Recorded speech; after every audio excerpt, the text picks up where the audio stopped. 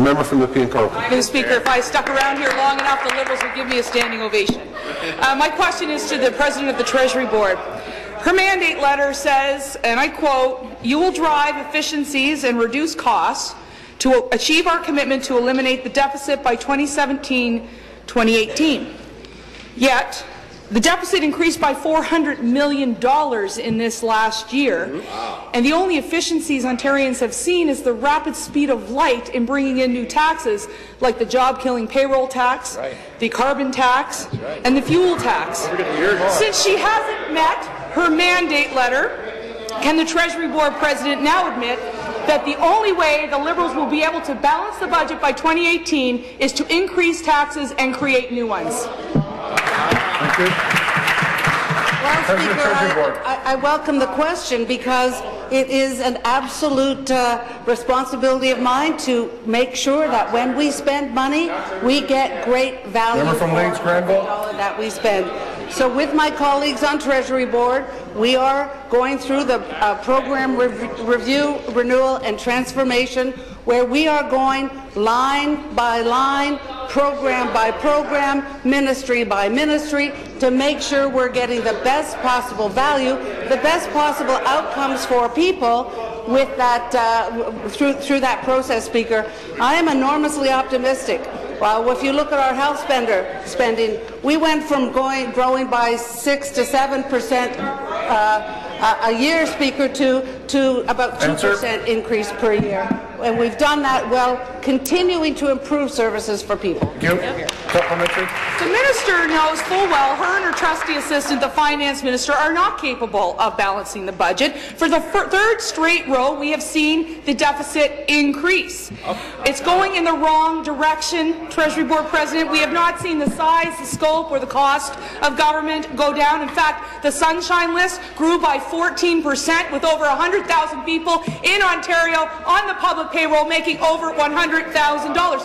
The government even had to pay Ed Clark $7 million to do the Treasury Board President's job. And all they have to offer when Ontarians are suffering and having a difficult time paying their hydro bill is a beer ombudsman, Speaker. How does she expect Ontario families to take this government seriously when they're more committed to having beer ombudsmen than they are about reducing the bills of everyday Ontarians? Thank you.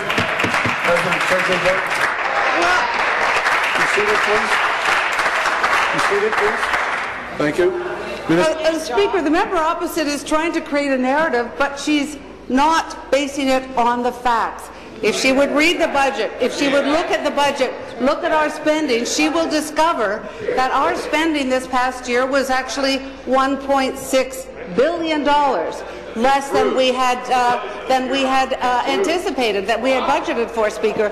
So we are making those hard decisions. We are doing it in a thoughtful way, in a way that protects the services that people rely on. But, Speaker, we are determined to continue to work to transform the way government services are delivered so that we can achieve the objective and get better services and better government in the end. Thank you. Final supplementary. Here are the facts. And here is what we call your thoughtfulness, Minister. Teachers are striking, nurses are being fired, hydro bills are going up, taxes have been introduced, and the government is selling off hydro and the deficit's going up, and your finance minister spends a day after the budget at a brewery. Come on, those aren't the priorities of the people of Ontario. They aren't the priorities of this legislature. Stop the clock. I'll make the comment that although the noise started to come from here, there were other comments coming while she was putting the question. It makes it difficult for me to stop one side or the other. So I'm stopping both. Please finish. The minister has failed to live up to her mandate letter. She had to bring in Ed Clark to do a fire sale of assets. Minister of Energy. And they celebrate over a pint while Ontario families are choosing whether they can heat their home or eat groceries in their refrigerator. I want to ask the Treasury Board President this. How does she expect us to believe she's doing her job when they cannot at all meet the deficit reduction targets they have promised this House, they have promised the people of Ontario, yet they failed to... Thank you. Thank you. You seated, please. You seated, please. Thank you. Minister? Finance. Mr. Speaker, the President of the Treasury Board is doing a fantastic job, surpassing all expectations. And as a result of her work, we've recalibrated our spending by $1.6 billion, and we're moving ahead to balance the books. But don't take it from us. Take it from someone that they admire, Mr. Speaker. They often refer to Don Drummond. They love the man. Here's what he said. First, the budget must be fiscal details for that year. Secondly, it must take reasonable economic assumptions. Third, it must provide a generous contingency buffer. Fourth, it should be credible about its revenue projections. Fifth, its spending increases must be modest and controlled. Mr. Speaker, he says this, and I quote, "On the basis of these 5 tests, the 2015 budget's plan to restore fiscal balance by 2017-18 is credible. He believes in us, and so should they, because we want to make sure we protect people of Ontario."